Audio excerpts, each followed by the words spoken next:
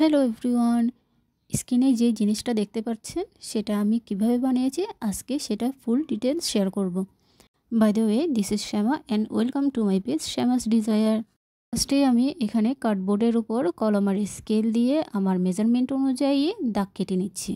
এখানে প্রতিটা ব্লক আমি 1/1 ইঞ্চি করে দাগ কেটে নিয়েছি এবং সেটা টুকরো টুকরো করে নিচ্ছি। আপনারা চাইলে আপনাদের ইচ্ছে মতো কেটে নিতে পারেন। এখানে আমার প্রতিটা ব্লক কাটার পর আমি সেগুলোকে কালার করে নেব।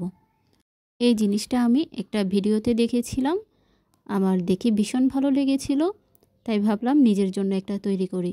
এবার আমি আমার ব্লকগুলোকে কালার করে নেব। এখানে আমার কিছু অ্যাক্রিলিক কালার ছিল, সেগুলো দিয়ে আমি রং করার চেষ্টা করছিলাম, বাট কার্ডবোর্ডগুলোতে রঙগুলো সুন্দরভাবে ফুটছিল না, তাই আমি আবার ফার্স্টে একটা সাদা কোট করে নিয়েছি।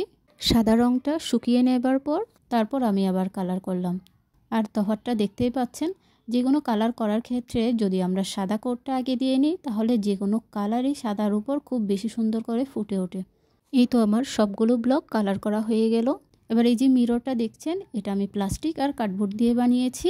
প্লাস্টিক দিয়ে কিভাবে মিরর বানানো যায় সেটা আমার পেজে অলরেডি শেয়ার করেছি আমি, আপনারা চাইলে সেখান থেকে দেখে নিতে পারেন।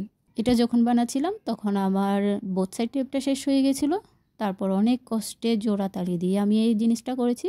তাছাড়া আমি আরও অনেক ছোট ছোট মিরর তৈরি করেছি।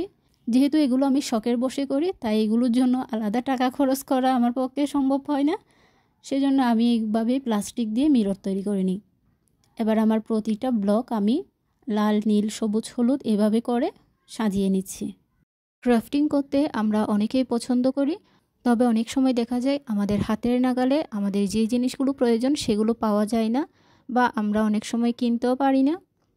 তাই আমি চেষ্টা করি কিভাবে ঘরে থাকা ফেলনা জিনিস দিয়ে এই জিনিসগুলো তৈরি করে যাই, সেটাই শেয়ার করার জন্য। আমার এই ক্রাফটিংটা আপনাদের কেমন লেগেছে অবশ্যই আমাকে জানাবেন।